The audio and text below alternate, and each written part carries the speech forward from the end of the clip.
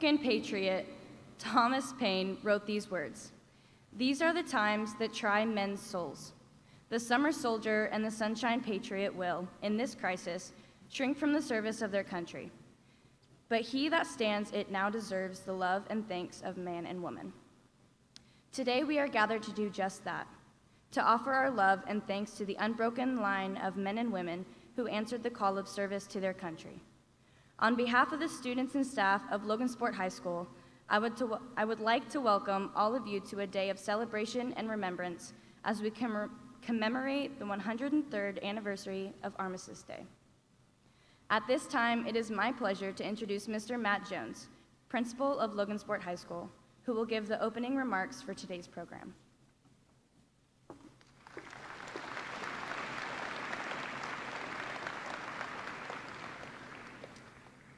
Thank you, Maggie. In 1921, an American soldier was buried on a Virginia hillside overlooking the Potomac River in the city of Washington, D.C. The burial site of this unknown World War I soldier in Arlington National Cemetery symbolized dignity and reverence for America's veterans.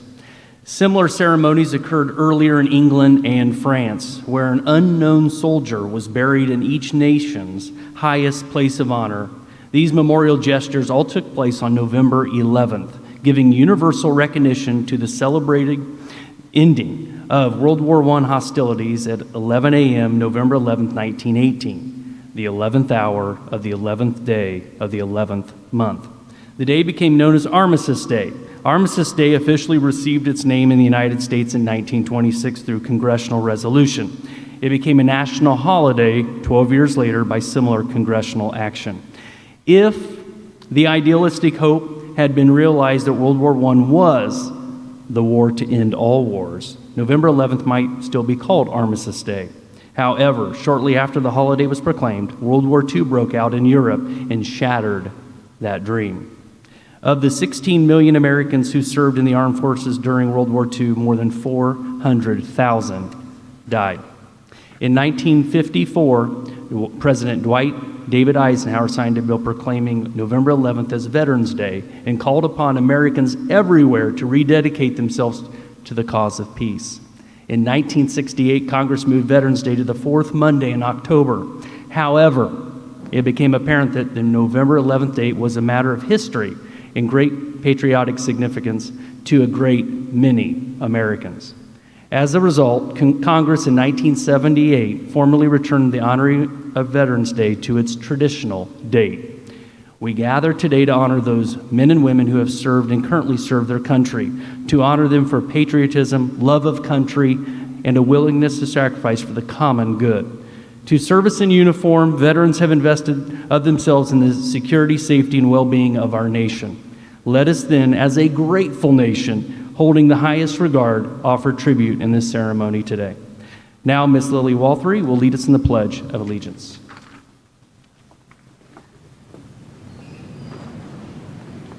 Please rise for the Pledge of Allegiance and then remain standing and join with senior choral soloist Ian Snowberger, accompanied by the LHS Symphonic Band, for the singing of the national anthem of the United States of America. I pledge allegiance to the flag of the United States of America and to the republic for which it stands, one nation, under God, indivisible, with liberty and justice for all.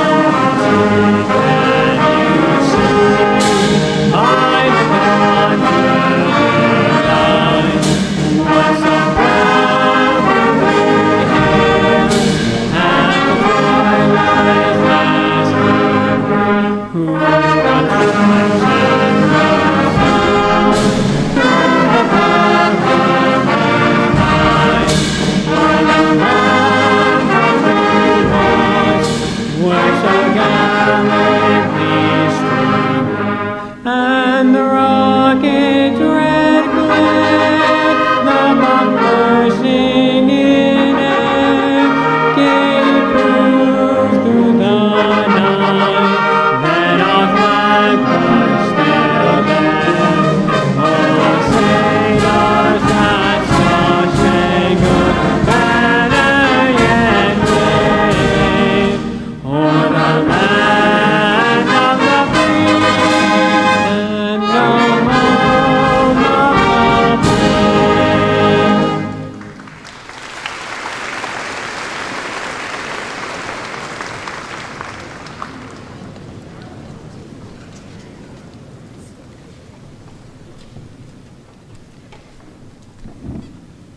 At this time, we would like to recognize LHS and CCC faculty and staff, along with visitors who are veterans of the armed forces.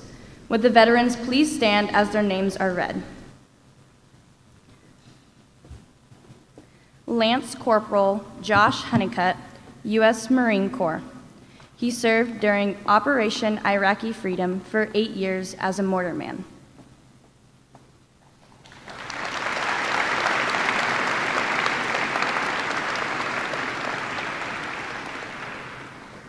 Master Sergeant Cass McManus served in the U.S. Air Force.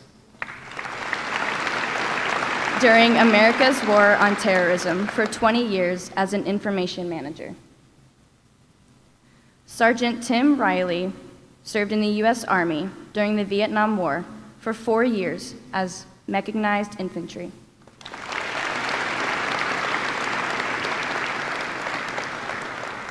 Specialist Jeff Sims served in the U.S. Army during Karlsruhe, Germany from 1986 to 1989 as a combat engineer.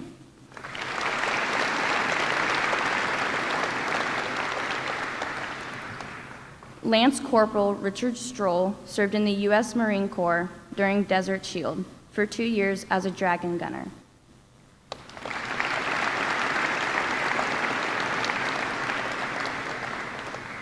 Seaman Jessica Whistler served in the U.S. Coast Guard for 4 years for search and rescue.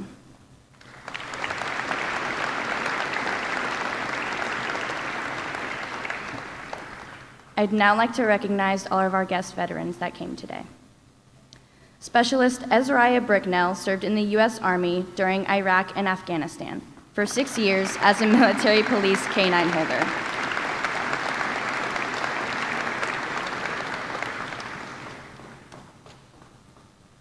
Corporal E4 Roland Gasho served in the U.S. Army National Guard for 18 years as an engineer.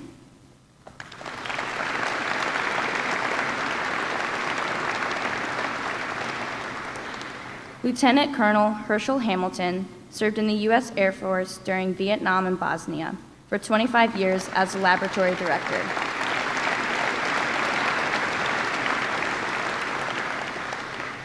Sergeant E5 Greg Hewitt served in the U.S. Army Reserves during Iraq for 3 years as infantry.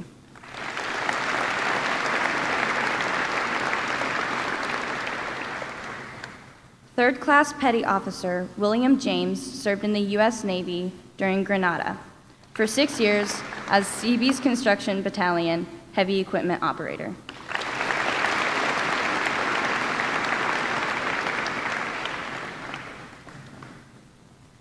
Corporal Matthew Carnefel served in the U.S. Marine Corps during Kuwait Operation Inherent Resolve from 2015 to 2021 as communications tech.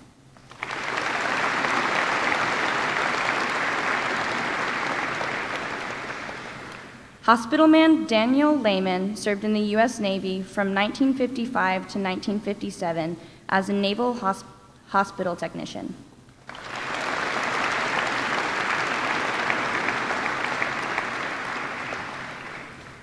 E4 Dick Lewis served in the U.S. Army in Germany during the Vietnam era from 1964 to 1968 as a chaplain's assistant.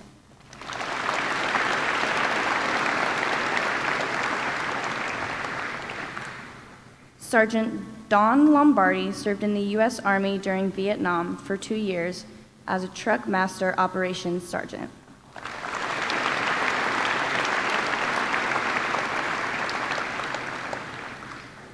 Senior Master Sergeant Chris Miller served in the U.S. Marine Corps during Operation Iraqi Freedom and the U.S. Air Force during Operation Enduring Freedom. He served 6 years for the Marines and 22 years for the Air Force as military police and military security force.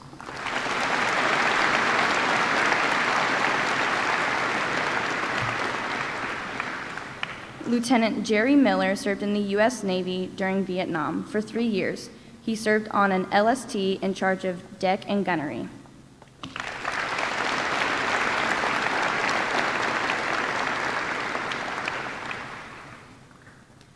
Staff Sergeant Larry McDonald served in the U.S. Army during the Vietnam War for 2 years as a squad leader.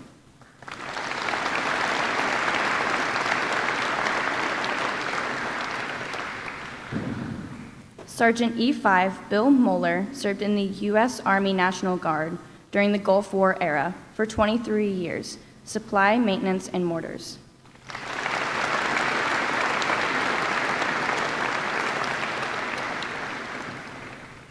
Airman Second Class Ron Ratet served in the U.S. Air Force. He was stationed in South Korea and Germany from 1967 to 1970 as security police.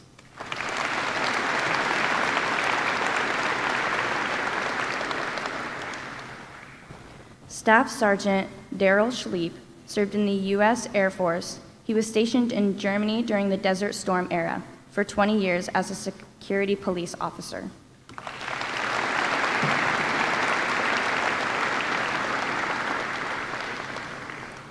Sergeant John Scott served in the U.S. Army during Vietnam for 3 years.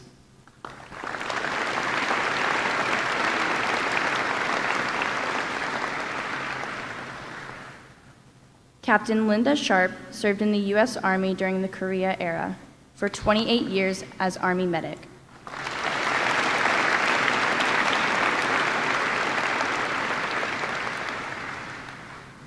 Airman Second Class Gilbert Snay served in the U.S. Air Force from 1960 to 1964 as air police guarding B-52 bombers.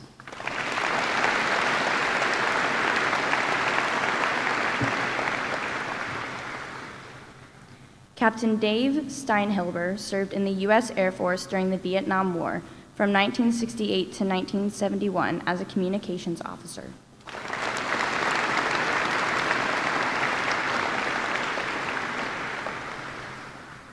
Private First Class Bruce Stewart served in the U.S. Army during the Korean War for 2 years as a telephone repairman.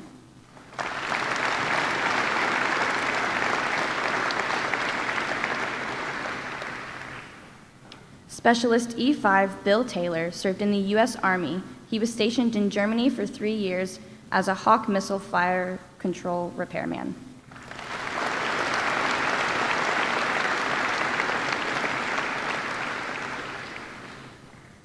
Sergeant Ken Uchida served in the U.S. Air Force during the Vietnam era for 4 years as a weapons system mechanic on the F-106 aircraft.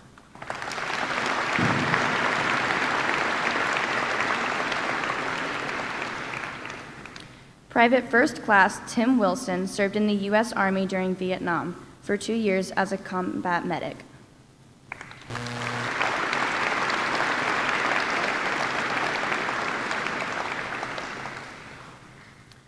Corporal Elmer Wood served in the U.S. Army during World War II and Korea for 6 years as wire communications.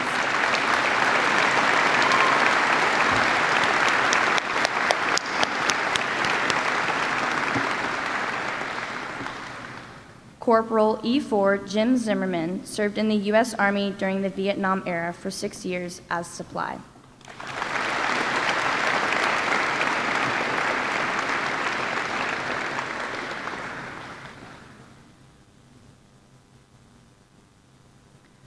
Sergeant Steve Ferris served in the U.S. Air Force for 5 years as military police.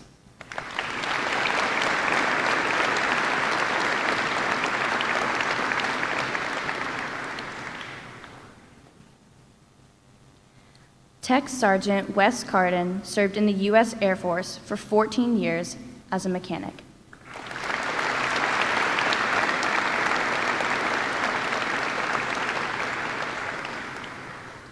Sergeant Roy Kruger served in the U.S. Air Force during the Vietnam era for 4 years as ground radio communications repair.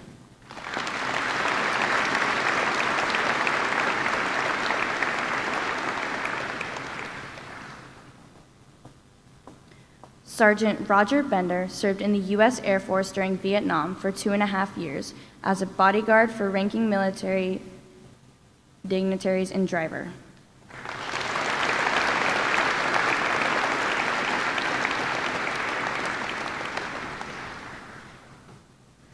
Specialist E6 Joe Romali served in the U.S. National Guard for 6 years as senior medical assistant.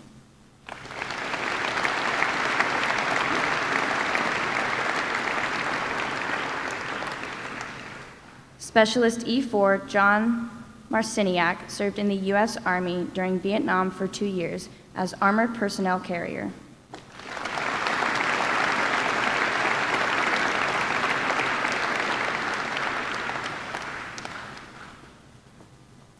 Sergeant Gabby Dunlap served in the U.S. Army for 6 years as combat medic and recruiter, deputy coroner.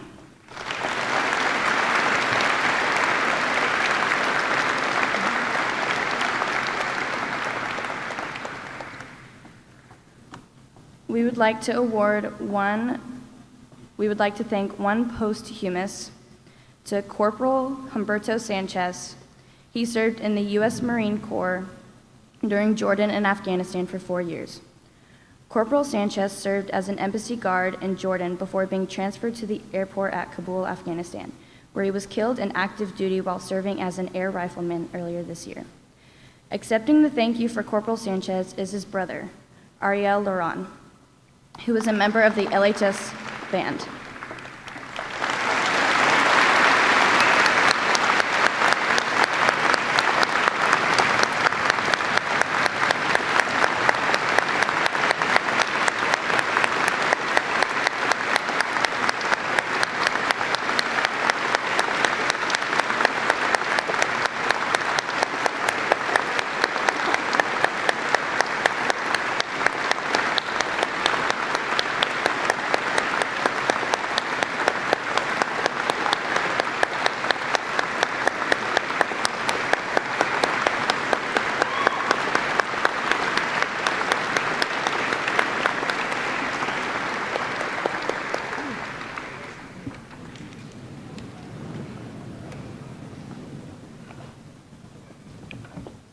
We would like to have all current LHS students who are going into the service stand and be recognized at this time.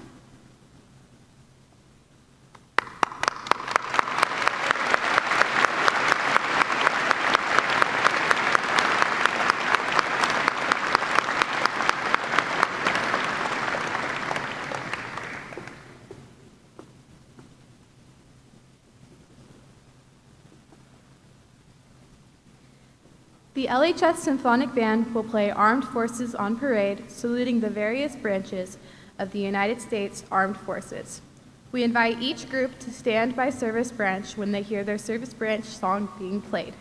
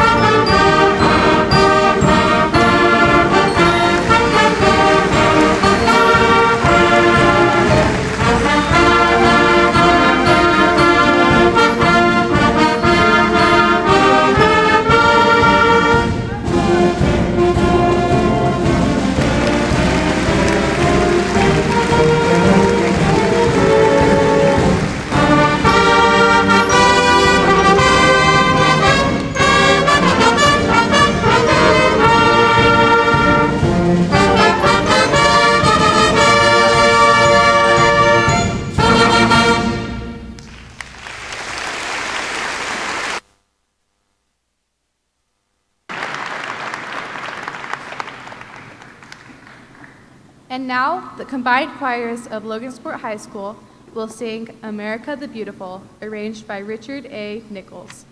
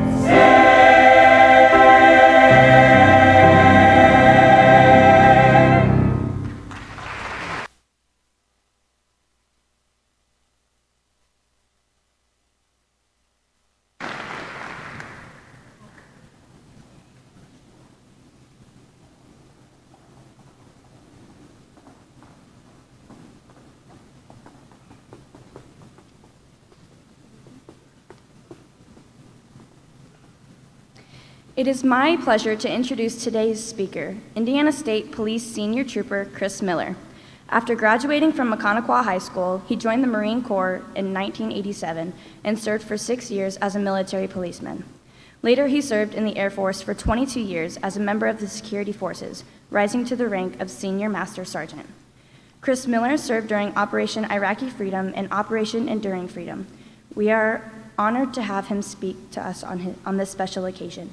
So please join me in welcoming Senior Master Sergeant Senior Trooper Chris Miller.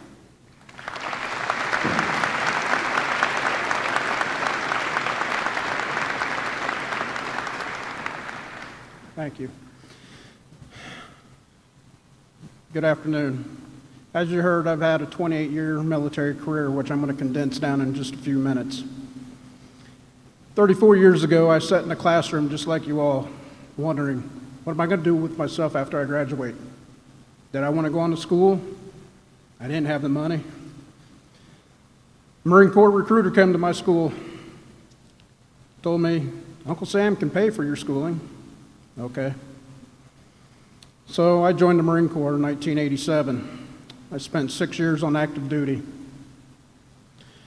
During those 6 years, I went to Texas and studied to be a military policeman at Lackland Air Force Base. While I was there, I got a taste of the Air Force life and thought, this is all right. After living in a tent in the swamps, I decided the next career choice was going to be the Air Force.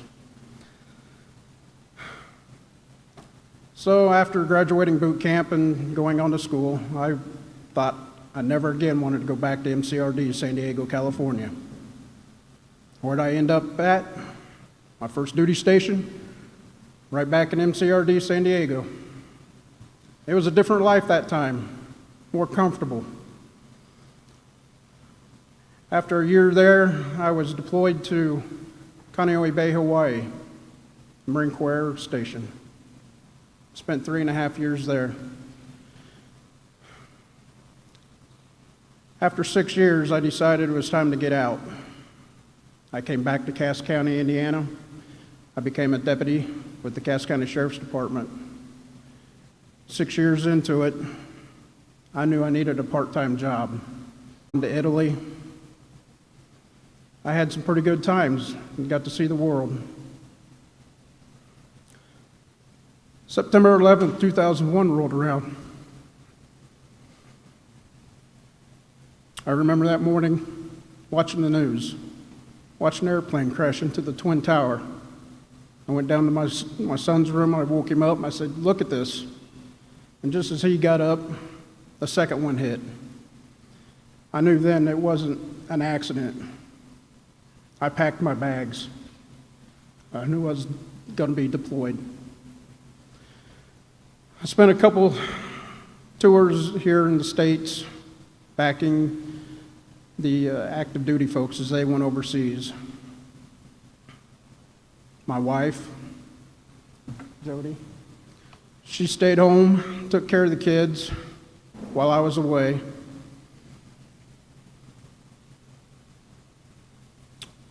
Then came a call one morning that one of our guys had been hurt over in the Middle East. It was time for my turn to go overseas. I went to a small base called IUD. And if you think it's hot and humid here in Indiana in the summer, you have not endured heat. And again, I was living back in a tent. Everything was a tent. That base had not been built. The chow hall was a tent. Your bathrooms were tents. Your sleeping quarters was a tent.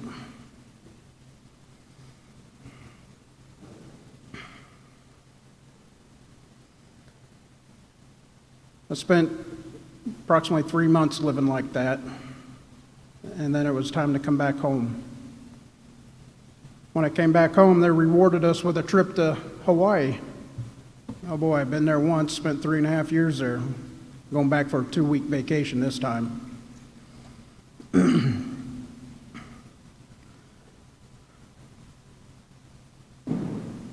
2009 rolled around.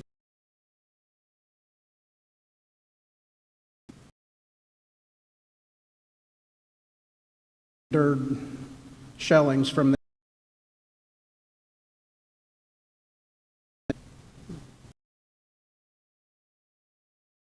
over there.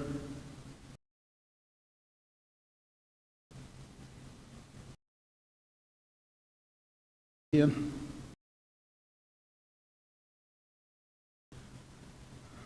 And then I spent away from the Indiana State.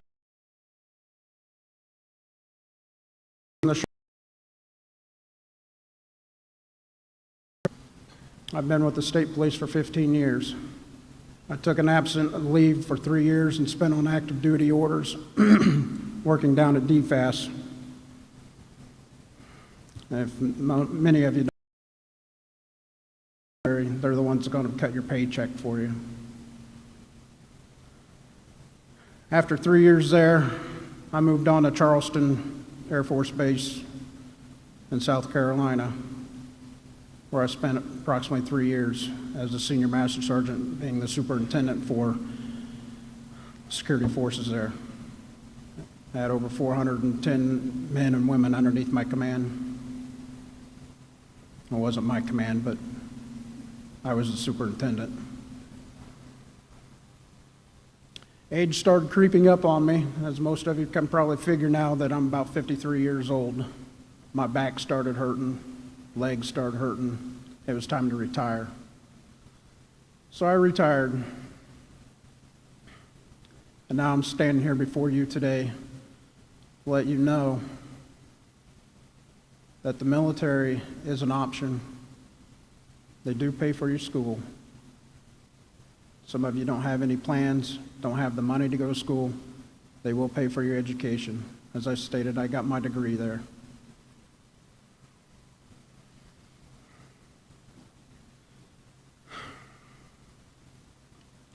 I just want to take an opportunity to thank the veterans behind me.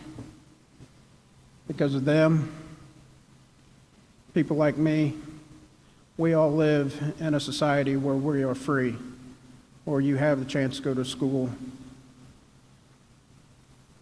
If you've never been to a third world country and want to go and see how the other part of the world lives, the military will take you. The military helped me get to where I'm at today. As I stated, I was security forces with the Air Force.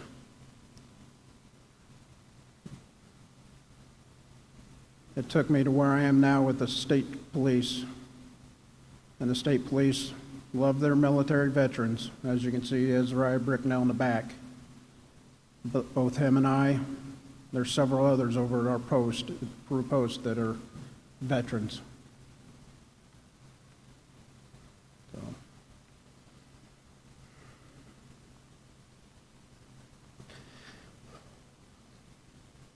To the Sanchez family, there is no greater gift than a man that will lay down his life for another. And I thank you from the bottom of my heart. Thank you.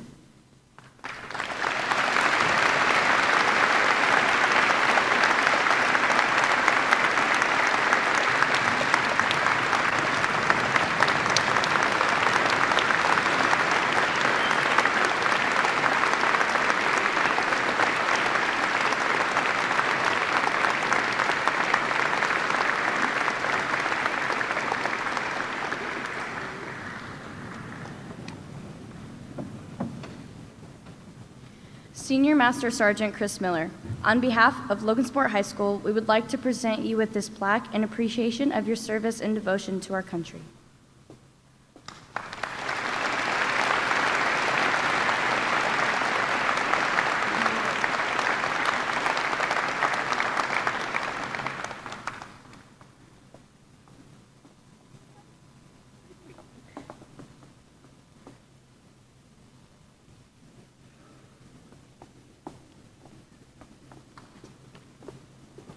Under the direction of Mr. Cahalan, the combined choirs of Logansport High School will sing Homeland, arranged by Z. Randall Stroop.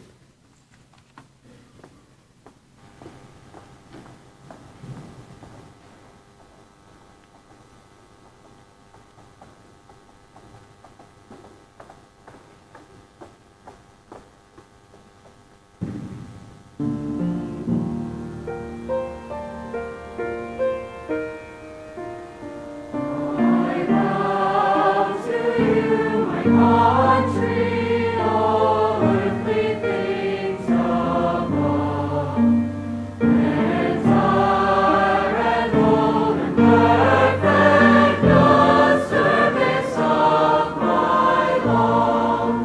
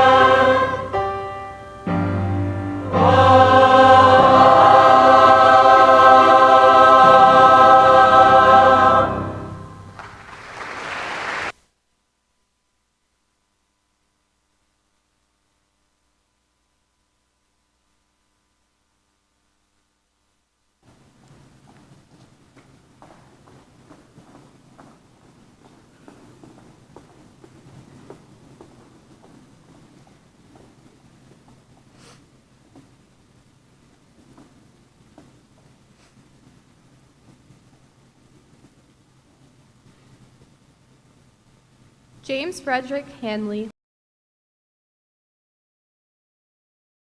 1.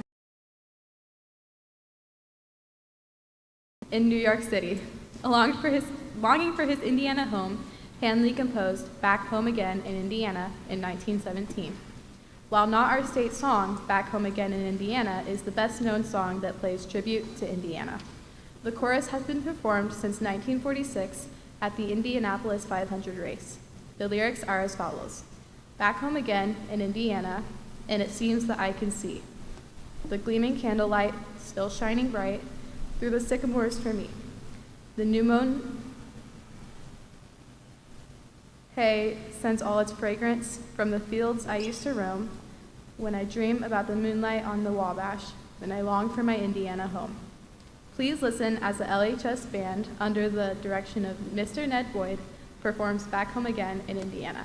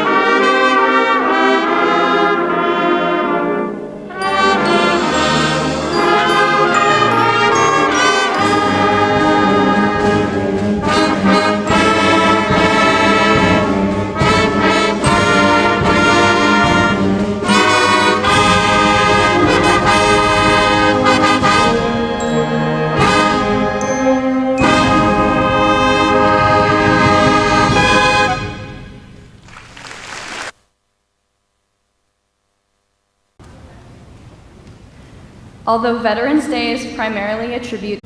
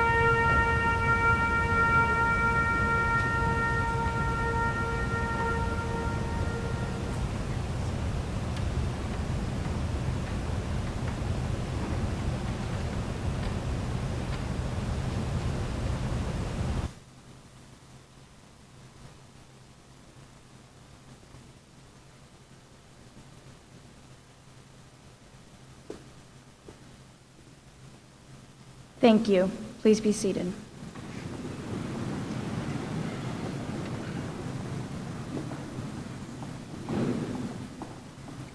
And now I would like to reintroduce Mr. Jones, who will give the closing remarks.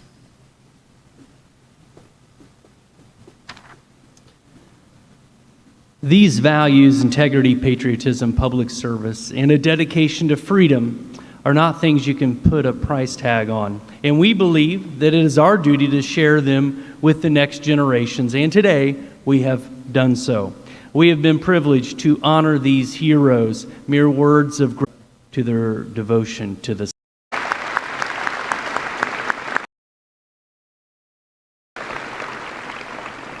I would like to thank Mr. Boyd, Mrs. Schilling, Mr. Cahalan, and Mrs. Cahalan, and the LHS band and choir today.